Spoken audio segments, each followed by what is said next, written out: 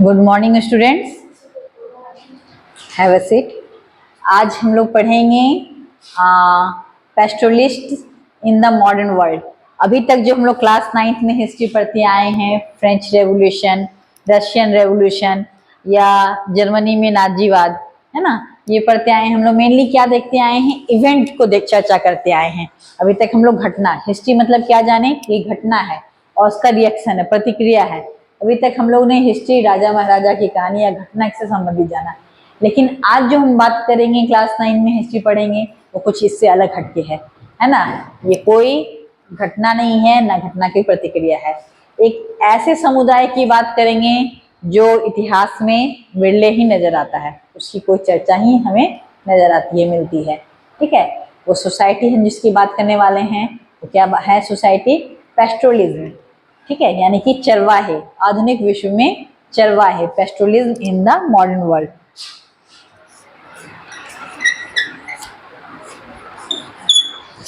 Pastoralist in the modern world.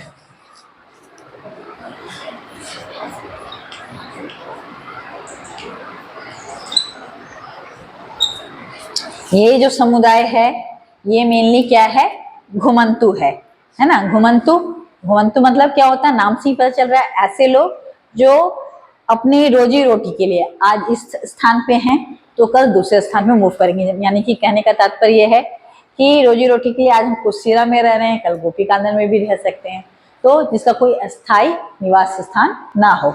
ये चरवाहे जो थे, घुमंतु चरवाहे, क्या करते थे, अपने मवेशी के साथ, है ना, रेवर के साथ, रेवर यानी झुंड के साथ, ये क्या करते थे, अपनी रोजी रोटी के लिए क्या करते, एक स्थान से दूसरे स्थान में मूव करते थे। ये क्या कहलाते थे, नोमैडिक, जिसका कोई भी अस्थाई निवास स्थान नहीं है ना। ये अपनी आमदनी के लिए क्या करते थे, एक जगह से दूसरी जगह मूव करते थे। तो इन चरवाहों का हम अगर इतिहास में बात करें तो कोई भी हमें स्रोत देखने को नहीं मिलता है, इनकी कोई अस्थाई बुक में चर्चा नहीं मिलती। अभी तक मैंने स्टार्टिंग से पढ़ा कि इतिहास को हम लोग क्या जाने कि वो घटना है और घटना प्रतिक्रिया इसके रूप में हम लोगों ने देखा। ये जो इतिहास हम लोग चर्चा कर रहे हैं, इसकी जानकारी शायद हिस्ट्री की बुक में विरले ही मिलती है। अब इसके बारे में देखेंगे, चरवाहे के बारे में देखेंगे कि इनका लाइफ स्टाइल क्या था। हिस्ट्री की चर्चा में तो इसके इसलिए हमें नहीं मिलता है क्योंकि कोई स्थान इनका परमानेंट नहीं था, आज यहाँ मूव कर रहे हैं, कल वहाँ मूव कर रहे हैं। तो हिस्ट्री की बुक में अगर हम कहेंगे इसकी चर्चा क्यों नहीं मिल रही, तो इसका इसके पीछे मेन रीजन यही था कि ये लोग क्या थे, नोमैडिक लाइफ जी रहे थे। तो चरवाहों का इतिहास जो है पुस्तकों में शायद देखने को हमें मिले। जब भी हम इसकी बात करते हैं चरवाहों के लिए, तो मेनली इतिहास में हम लोग क्या देखते हैं, अर्थव्यवस्था में देखते हैं, कृषि के बारे में चर्चा करते हैं, उद्योग के बारे में चर्चा करते हैं, कामगारों के बारे में कोई चर्चा शायद ही हमें हिस्ट्री की बुक में देखने को मिलता है। चरवाहों के साथ भी ऐसा ही है ना, इनकी भी इतिहास की बुक में शायद ही देखने को चर्चा हमें मिलती है। लेकिन ये जो अध्याय हम लोग पढ़ेंगे, देखेंगे, उसमें हम लोग भारत और अफ्रीका में जैसे समाजों में चरवाहों के जीवन में क्या महत्व है, इसके बारे में चर्चा करेंगे। यहाँ हम लोग जानेंगे कि चरवाहों के लाइफ में जब उपनिवेशवाद स्टार्ट होता है, भारत में भी अफ्रीका में भी, हम लोग लास्ट चैप्टर में भी चर्चा कर रहे थे उपनिवेशवाद की। तो जब उपनिवेशवाद स्टार्ट होता है तो भारत में चरवाहों की जिंदगी में, अफ्रीका में चरवाहों की जिंदगी में क्या बदलाव आता है, उसके बारे में देखेंगे। आधुनिक समाज में इनका क्या प्रभाव पड़ता है, इसको चर्चा करेंगे। और इस भाग में मेनली हम लोग भारत की चर्चा करेंगे कि भारत में चरवाहों का लाइफ स्टाइल कैसा है, ये चरवाहे कहाँ पाए जाते हैं, कहाँ रहते हैं, इनके बारे में चर्चा करेंगे। मेनली दो कंट्री के बारे में चर्चा करेंगे, सॉरी दो कॉन्टिनेंट के बारे में। दो कॉन्टिनेंट में इंडिया में केवल भारत, एशिया में केवल इंडिया की बात करेंगे चरवाहों के लाइफ स्टाइल में, और अफ्रीका की बात करेंगे, चरवाहों की स्टाइल को देखेंगे कि उनके लाइफ में क्या बदलाव आता है औपनिवेशिक शासनकाल में। तो आज के वीडियो सेशन में केवल हम भारत में रहने वाले जो हमारे चरवाहे, घुमंतु चरवाहे हैं, उनकी आवाजाही को देखेंगे। उनके लाइफ में औपनिवेशिक शासनकाल जब आते हैं तो क्या बदलाव आती है, क्या चेंजिंग आती है, इसके बारे में जानेंगे। तो सबसे पहले हम बात करेंगे पहाड़ों में रहने वाले इन घुमंतु समुदाय के बारे में। मेनली हमें पहाड़ों के बारे में सबसे पहले ज्यादातर लोगों को मन में यही आइडिया है कि जो चरवाहे हमारे हैं, घुमंतू जो हैं, वो कहाँ रहते हैं? हिल स्टेशन में पाए जाते हैं, जो ठंडा इलाका है, पहाड़ी इलाका है, वहाँ पाए जाते हैं। तो ऐसे ही पहाड़ी इलाकों में ये 19वीं सेंचुरी में आके बस गए एक समुदाय था, वो हमारा था गुज्जर बकरवाल। ये गुज्जर बकरवाल जो है ये कहाँ पाया जाता था? भारत में जम्मू एंड कश्मीर में, JNK में, ठीक है, गुज्जर बकरवाल। ये 19वीं सेंचुरी में भारत में आए और ये यहीं के होके रह गए। तो ये लोग कैसे अपना मूव करते थे? अपने बड़े बड़े रेवर के साथ, रेवर यानी झुंड के साथ, मवेशियों के झुंड के साथ मूव करते थे। इनका मेनली जो रेवर था भेड़ बकरियां, ठीक है। ठंडे इलाका में हम जो रेवर देखते हैं वो क्या देखते हैं? भेड़ बकरियां, जिससे उनका रोजगार हो सके। भेड़ बकरियों से क्या बनता था? ऊन बनता था। तो ये ठंडा स्थान में भेड़ बकरियां लेके मूव करते थे। इस समुदाय अधिकतर लोग जो थे वो अपने मवेशियों के लिए चारगाहों की तलाश में भटकते भटकते कहाँ आए थे? इंडिया पहुंचे थे 19वीं शताब्दी में, है ना, जम्मू कश्मीर पहुंचे थे और ये यहीं के होके रह गए। इस इलाके में क्या होता था? काफी सर्दी पड़ती थी। ठंडे के दिन में तो पूरा पहाड़ जो था बर्फ की चादर से ढक जाता था, ठीक है। तो अब ठंडे में तो इनका जीवन निर्वाह होगा नहीं, मवेशियों के लिए चारा मिलेगा नहीं। मवेशियों को क्या चाहिए? चारा चाहिए। अगर चारा नहीं मिलेगा तो जिंदा नहीं रहेंगे। तो ये क्या करते थे? ठंड के दिन में अपने पहाड़ी इलाका से, जितना हम हिल पे जाएंगे क्या हो जाएगा? ठंडा ज्यादा रहेगा, तो बर्फ भी ज्यादा जमेगा ठंडे में, है ना, टेम्परेचर जो है वो माइनस में जाएगा। तो ठंडे के दिन में क्या करते थे? नीचे उतरते थे, शिवालिक की पहाड़ियों में आते थे, निचली पहाड़ियों में आके डेरा डालते थे। और ये कैसे मूव करते थे? जैसे गए हैं पूरे मवेशी के साथ में, अपना सामान के साथ में लेके घूमते थे, ठीक है। तो मवेशी का रेवड़ लेके फिर से शिवालिक के ओर नीचे आते थे और जब तक जा रहता था वो कहाँ रहते थे? इसी निचली स्थान पे रहते थे। अप्रैल के अंत में फिर इनका काफिला कहाँ जाता था? अप्रैल में गर्मी स्टार्ट होता था, फिर इनके लिए गर्मी में भेड़ बकरियां ये सब तो ठंडे स्थल में रहने वाला चीज है। और फिर ये क्या करते थे? अप्रैल के अंत में फिर से अपना काफिला लेके ऊपर की ओर, पहाड़ की ओर मूव करने लगते थे। जैसे जैसे गर्मी शुरू होता था, जमी हुई जो बर्फ जो थी, चादर जो थी, मोटी चादर, क्या होने लगती थी? पिघलने लगती थी। और फिर वहां क्या हो जाता था? हरियाली हो जाता था, जिसके लिए क्या होता था? मवेशियों के लिए चारा फिर से मिल जाता था, है ना। तो सितंबर के अंत में फिर बकरवाल जो थे एक सेहतमंद क्या करते थे? फिर अपना रेवड़ लेके नीचे के साइड में प्रवेश करने लगते थे। जैसे जैसे फिर सर्दी स्टार्ट होता था नीचे की ओर जाते थे, गर्मी स्टार्ट होता था फिर क्या करते थे? फिर ये ऊपर की ओर मूव कर जाते थे, है ना। तो इनका मेनली काफिला इसी तरह से मूव करता था। और पास के ही पहाड़ों में बकरवालों का एक समुदाय और भी रहता था, ठीक है। ये तो हम लोग जम्मू कश्मीर में ये देखें कि जम्मू कश्मीर में जो हमारे ये थे समय, जैसे हम लोगों ने देखा कि जम्मू कश्मीर में एक समुदाय था गुज्जर बकरवाल, वैसे ही एक समुदाय और पास के पहाड़ियों में भी था, वो था हमारा गद्दी।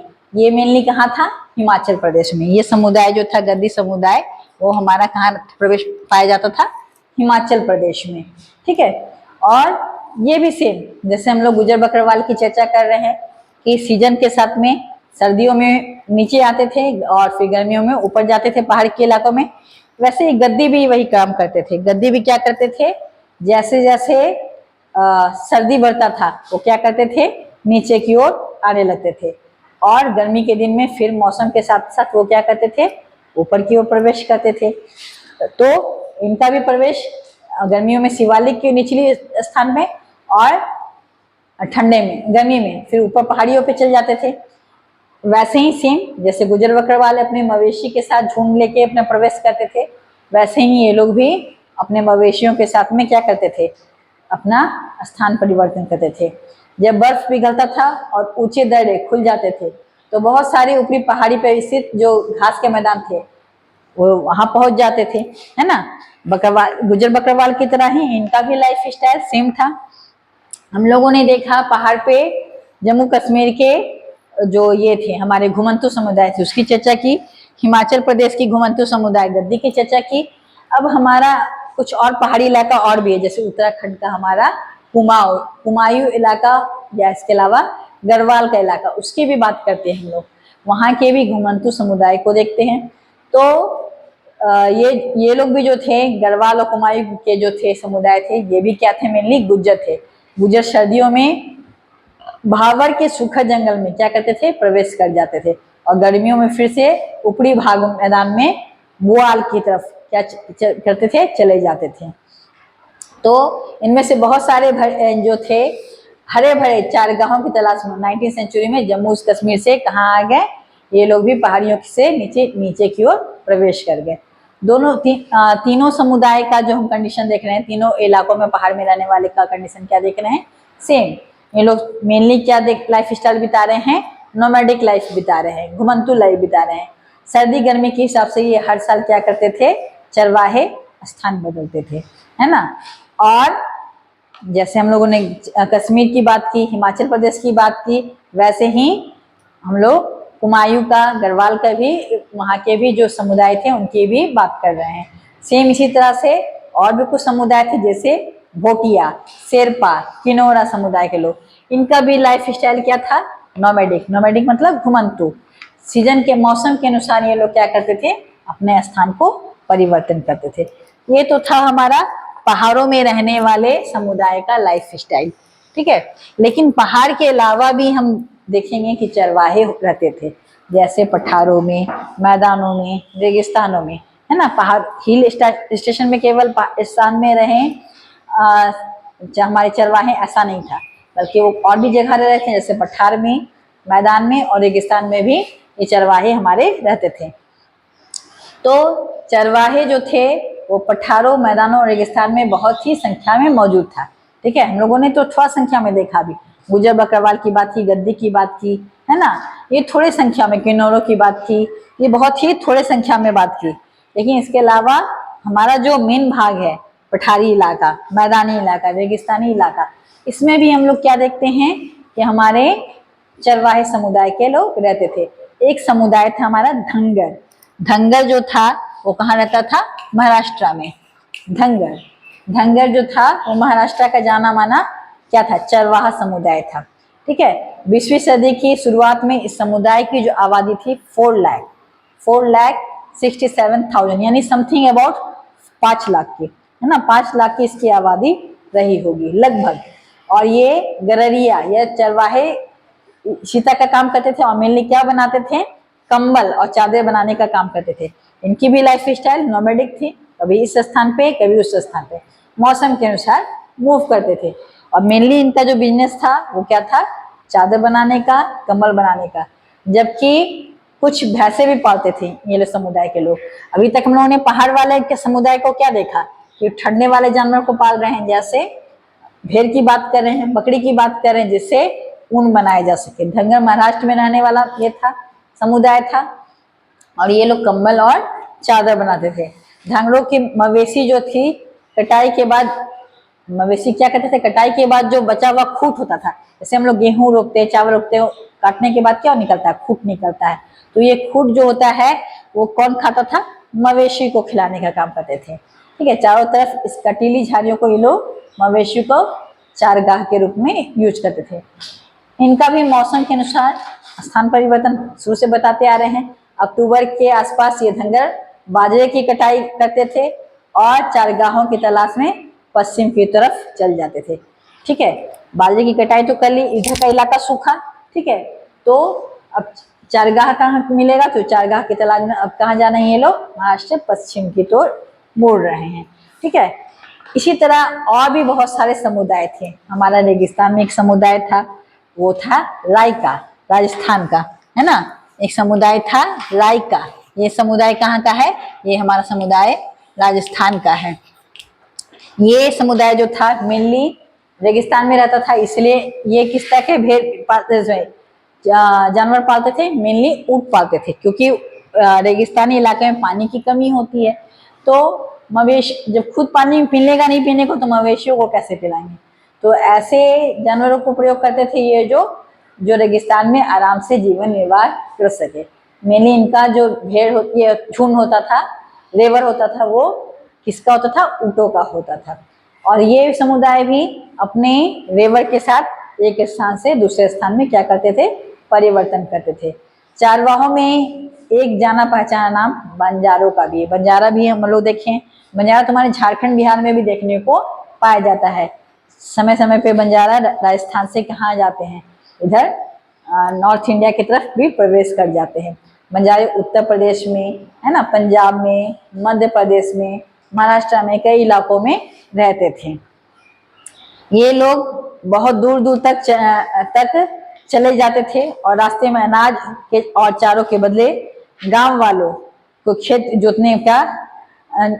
जोतने वाले जानवरों को दूसरी चीजों से भी क्या करते थे, बेचते जाते थे। ये लोग अपने लेबर को लेके इधर से उधर मूव करते थे और जो खेत जोतने वाले ये थे उनको भी अपना सामान बेचने का काम करते थे, बंजारा मेनली। अब हम लोग बात करते हैं कि औपनिवेशिक शासन काल में के दौरान जब यहाँ पे अंग्रेज आए तो अंग्रेजों के आने के बाद चारवाहों के जीवन में क्या परिवर्तन हुआ। अभी तक तो हम लोगों ने देखा कि फ्री स्टाइल में मूव कर रहे हैं, जब चाह रहे हैं मौसम के अनुसार इधर से उधर स्थान परिवर्तन कर रहे हैं।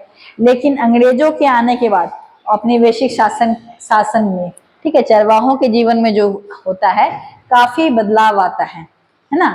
हम लोगों ने जैसे वन समाज पढ़ रहे थे तो बात कर रहे थे कि हम लोग आदिवासी वनवासी को क्या देख रहे थे कि आराम से पेड़ की कटाई कर रहे थे।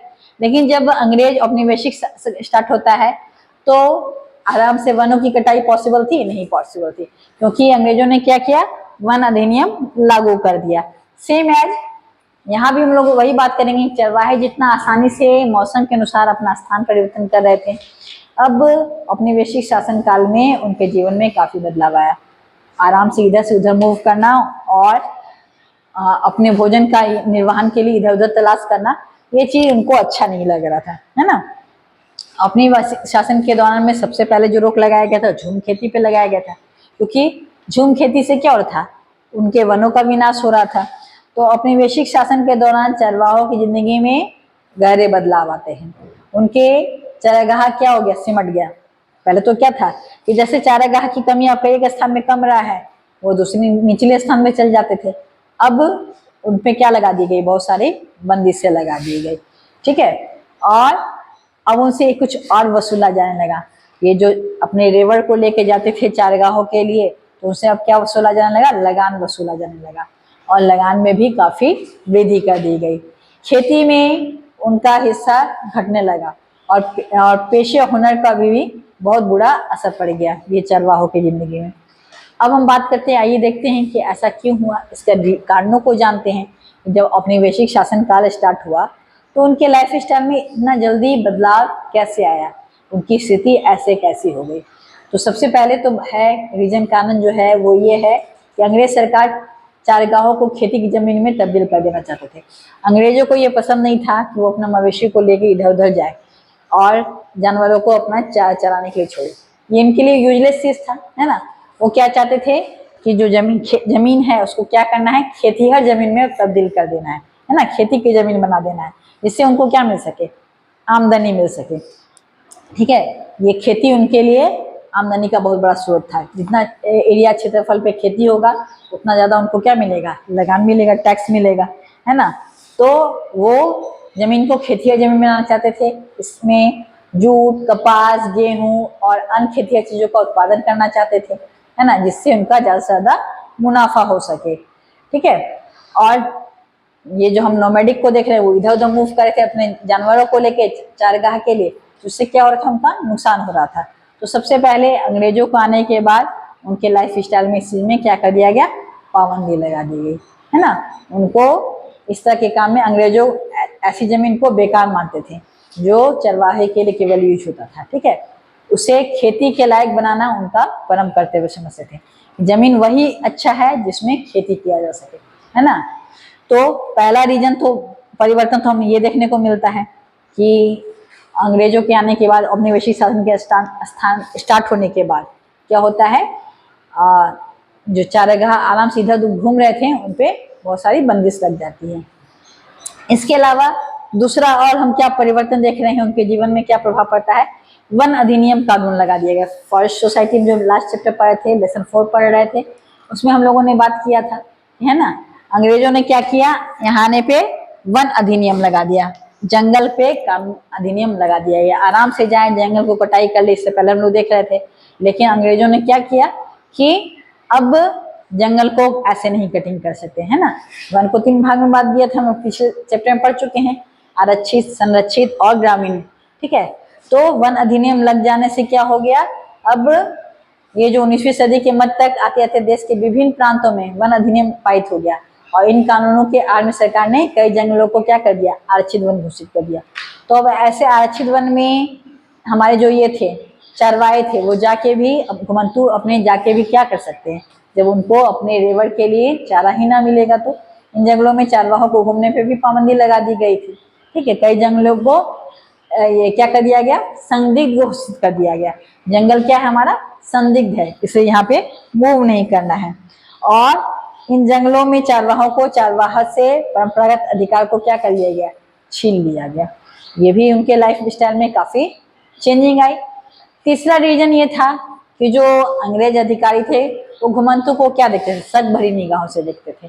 ये लोग संदिग्ध निगाहों से देखते थे। उनको क्या लगता था कि ये जो हमारे घुमंतू जो हैं वो इधर उधर घूम रहे हैं, ये में भी हो सकता है कि क्रिमिनल हो, है ना। उनको संदिग्ध नजर से देख रहे हैं, शक के नजर से देख रहे हैं। तो वे गांव गांव जाके उनकी चीजों बेचने पे रोक प्रतिबंध लगाए और उन्होंने एक नियम बना दिया, क्रिमिनल ट्राइब्स एक्ट, ठीक है। जो इस तरह की घुमंतू मूव करके सामान बेच रहे हैं, criminal tribes act, criminal tribes, आदिवासी ट्राइब्स एक्ट, ठीक है। इस पे क्या कर दिया जाएगा, पाबंद लगा दिया जाएगा, पाबंदी लगा दी जाएगी सामान जो इधर ले जाके बेच रहे हैं। क्योंकि उनको मन में हमेशा डाउट बनाता था कि हो सकता है ये लोग अपराधी हो और हमें क्या करे, क्षति पहुंचाए। इसी वजह से इस तरह का अधिनियम लाया गया। और एक चौथा जो प्रभाव पड़ता है औपनिवेशिक शासन के आने के बाद चरवाहों के जीवन में, वो क्या था, आमदनी के लिए अब लगान वसूल किया जाने लगा, है ना। पहले क्या था कि जमीन हवा ये सब हमारा फ्री था, जहां चाहे वहां पे हम लोग मूव कर सकते हैं। लेकिन अंग्रेजों के लिए आय का क्या स्रोत था, यही था। तो जमीन पे, है ना, इसके अलावा क्या कर दिया गया, नमक पे, मवेशी पे भी यहाँ तक कि क्या कर दिया गया, टैक्स वसूलना स्टार्ट कर दिया गया। पेड़ पौधा काटना मनाही कर दिया गया। ये इनका आमदनी का स्रोत था।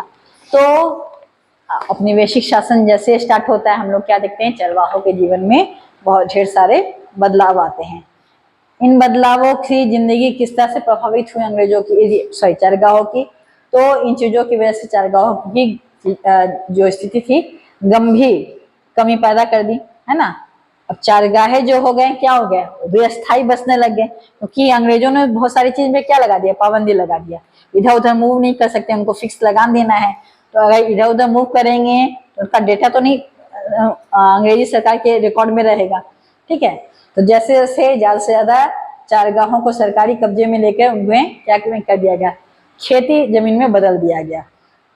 तो उनकी संख्या भी, चारगाहों की संख्या भी कम गई। वैसे वैसे चारगाहों की क्या हो गई, उपलब्धि भी क्या हो गई, सिकुड़ गए, ठीक है। इसी तरह जंगलों में के आरक्षण के का ये भी नतीजा हुआ कि गड़ेरिया का पशुपालन एवं अपने मवेशियों में